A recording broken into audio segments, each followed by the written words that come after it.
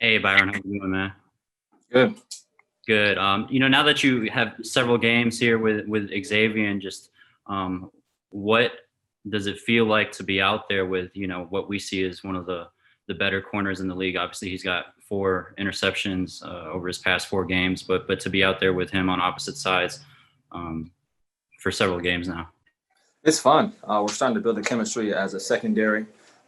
The young guys are paying attention to learning, getting up to speed, but it's nice to be out there with the vets who've been out there for a while, and we're kind of building our chemistry, and we understand each other. We're communicating a lot better, so that's a big plus for having everyone out there at the same time. Go ahead, hit the raise your hand button. You got a question? Back to Josh. Yeah, I guess I'll go again. What's it like been, we're pretty much asking everyone, but what's it like going against Tua in practice now that he's getting those first team reps? Yeah, he looks good. He's zipping the ball. You can tell he's confident back there. So, it's cool to see young guys do well in this league, and I think he's definitely going to be one of them. So, for him, it's learning as much as possible from Ryan Fitz and putting it to use. So, I think we're in a good spot. Omar? This is an offense that uses a lot of motions and shifts and throws a lot of bubble screens. What's the challenge from a communication standpoint to be on top of what the assignments are? Yeah, so one of the biggest components to an offense like this is communicating pre-snap. So understanding where the motions can come from and understanding how that changes our defense. So if you have a receiver in a tight position, he's looking in towards the quarterback, it's communicating to the DBs to the other side, like, hey, this guy may go in motion. Make sure you check this or check that. It's just really about, as a defense, being on the same page and communicating, because they have different snap counts. They have different motions and different shifts. So this is a game where we have to communicate. We have to do it pre-snap as opposed to, when the ball is being snapped. Al? Hi, Byron. This is kind of a tough question, but I'm sure as much as you like to avoid any speculation that gets thrown out there, I'm guessing that you probably heard the other day for about 2 minutes there was speculation that X might be traded. And even for those 2 seconds, was there ever that moment when you said, oh no, before you realized that the club had come out and said that it's just not going to happen? No, so my first 5 years, I played with the Cowboys, and you get a lot of outside noise. And one of the things that I've learned there is just eliminating outside noise. Yeah, we see it, but we don't really care for it, and we don't really bring it in the locker room because we got more stuff going on that's more important than we need to focus on. So I think one thing football teams do generally is keep the noise outside and, just focus on football on the inside, to be honest, because we can't control that at the end of the day. Hey, Rob, good to see you.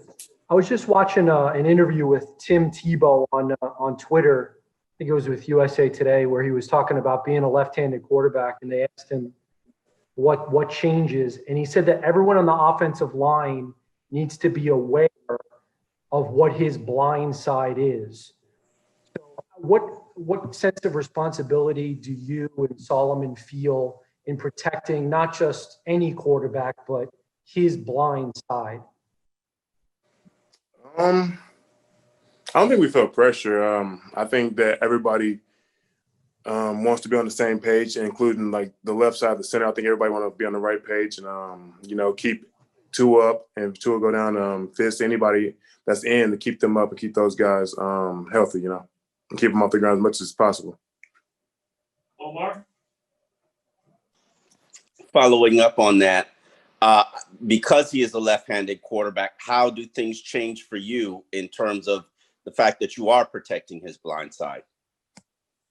I don't think anything changed. I just continue to try to be myself, and continue to try to prepare and just keep preparing the way that we have been preparing, and get better each week and each day, to do my job the best I can do it. Travis? Hey, Rob, you just had your first bye week as a professional football player. I'm curious how you spent that time off, and if any of the veterans or guys that have been around the block a few times might have said, hey, here's a good way you can kind of get better on the bye week. I was here, a lot. I was up at the complex, just doing a lot of guys up here, just getting workouts in here and there. If you need treatment on your body, just staying proactive on your body, stuff like that. Things that I think I need to work on personally for myself, I worked on. And then I just enjoy some time, some downtime at home. Cam? Hey, Rob, obviously you guys got Aaron Donald as part of your assignment this week. I know he lines up mostly inside, but he does line up everywhere. Whenever, you get that chance with them, whether one-on-one or double teams, what do you think that's going to be like? And, what's sort of the key to neutralize a guy like him? I don't know what it'll be like. I mean, I'm confident in all of us to do our job and, do we have to do to move him off the ball or, it's a game of football. You win some, you lose some, but I think that once we get our chance and get our hands on him, we'll be fine. They have a lot of good guys, though, by the way. He's a main piece. They have a lot of good guys. Joe? Yeah, I was also going to ask about Donald, and I do get it. Overall, they're a good defense. But I think the thing about Donald that's kind of unique is that he has both strength and quickness. Can you just what do you view as his, what does he do best? He do a lot of good things. He's mostly inside. I mean, I definitely watch him and everybody know who he is. He does a lot of good things. He's fast, he's twitchy, he's powerful, like you said. And they work some finesse moves, but it's not just him. All those guys work the same. Like if you watch tape, all those guys have the same moves. So you can definitely tell it's been drilled in practice and stuff like that. And they all are pretty much the same type of guys, fast, strong guys that can rush the passer. Omar? Want to get your opinion in terms of they have the athleticism and physicality. Most people, including myself, believe that this is the toughest defensive line that you guys have faced. Where do you see them stacking up in terms of what you guys have faced so far? Me personally, man, I'm a rookie, so I think everybody we played so far have been really good. I mean, this is the National Football League, so everybody's good. These guys, I haven't seen them yet. I haven't played against them yet, but on film, man, they're fast and they're strong, and they do a lot of good things on defense. Take one more, Barry.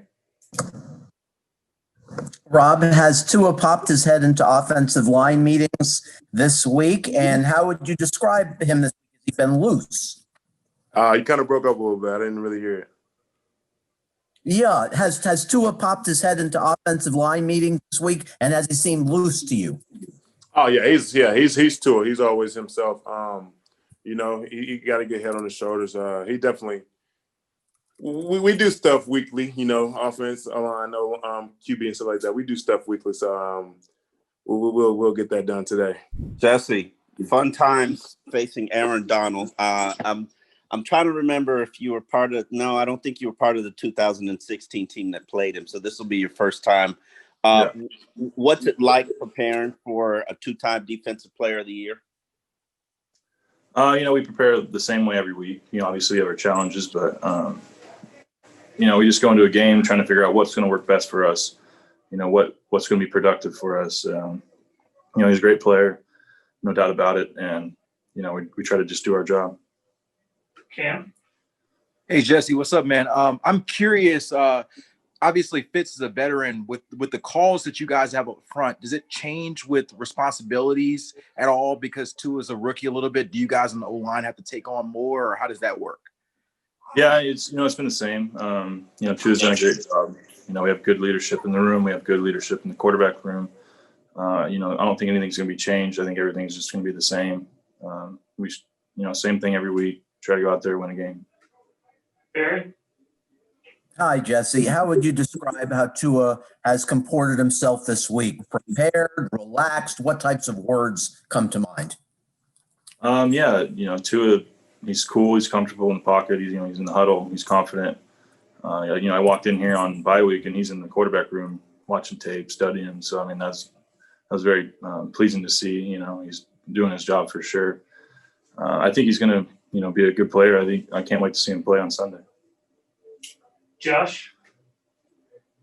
Yeah, Jesse, sorry to bombard you with, the Tua questions, but how do you think his maturity that not just this week, but since he got here, dating back to all his experiences at Alabama. How do you think that's helped him prepare for this moment? Yeah, I think, he had a good scenario coming into this season with Fitz being his mentor, kind of showing defenses, showing, what to expect out there.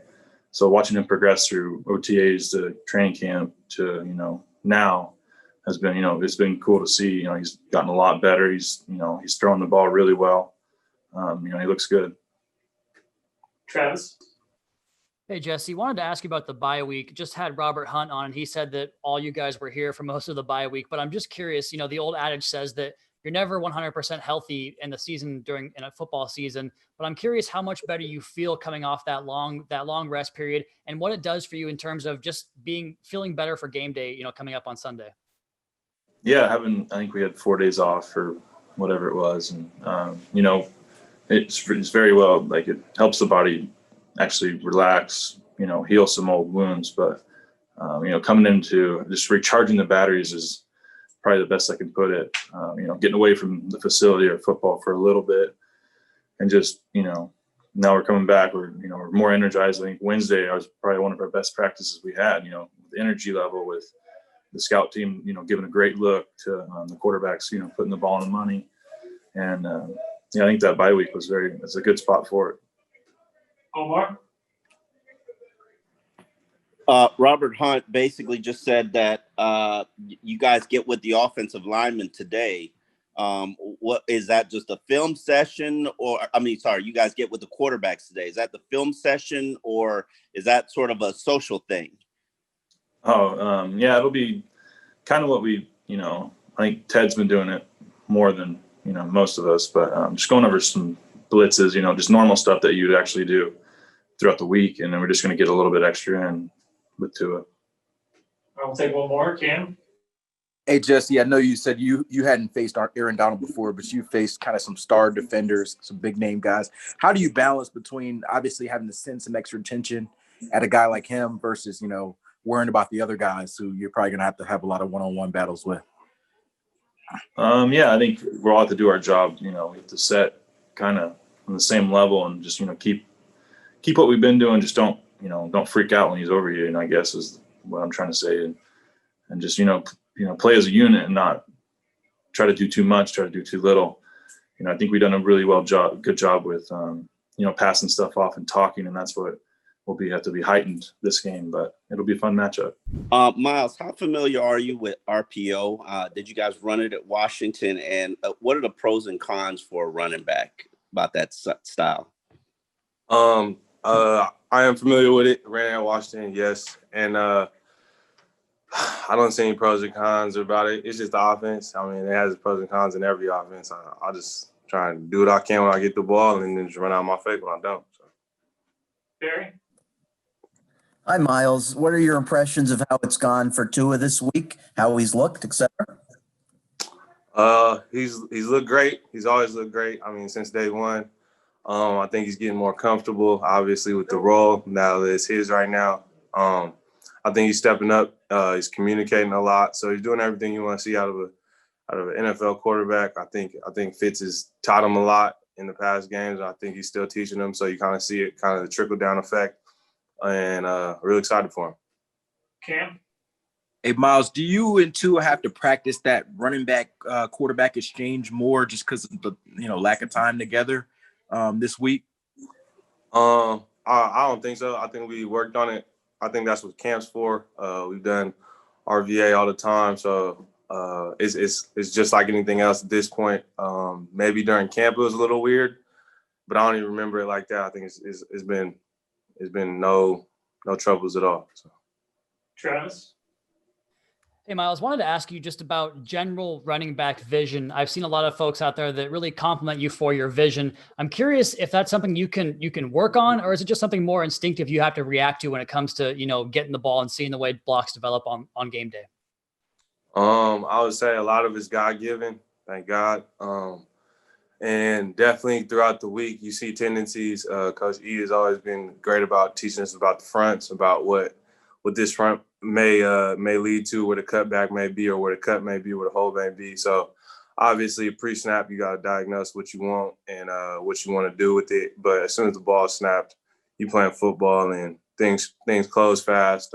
Games are ran on the front line. So you got a good idea, but I would say a lot of it's just God-given and just kind of feeling playing football all my life. So, Cam? Hey, Myles, we talked a lot to the O-lineman about Aaron Donald and them facing him up front. As a back, do you have to be aware of where he is? Can you, I don't know if you can run away from him. Is that something that's in your thought process as you're, coming through the hole? Absolutely. He's, a great player when he's on the field. He's gonna have his plays. He's gonna do what he does, and just gotta keep playing. So it's on the next play, whatever may happen. So I mean, yeah, you know where he is, but that don't stop nothing. I mean, you're gonna play the play. You're gonna do what the call say. So. All right, last one, Travis. Hey, Myles, got one more question for you about the bye week in a position that is so physically demanding. And I guess all of football is physically demanding, but as a running back that's got the most touches and the most reps on the team, what does a bye week do for you to kind of physically and mentally get recharged?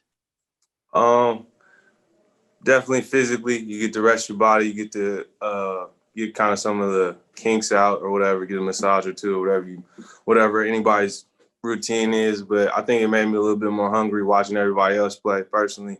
Just missing out, or not missing out, obviously everybody gets a bye, but just watching other people do good is inspiring, motivating, however you want to call it. But just excited to be back in the building, back with the guys. It's weird with COVID, you don't really want to be around nobody. So the bye week was kind of excited to be back here more than years in the past. So.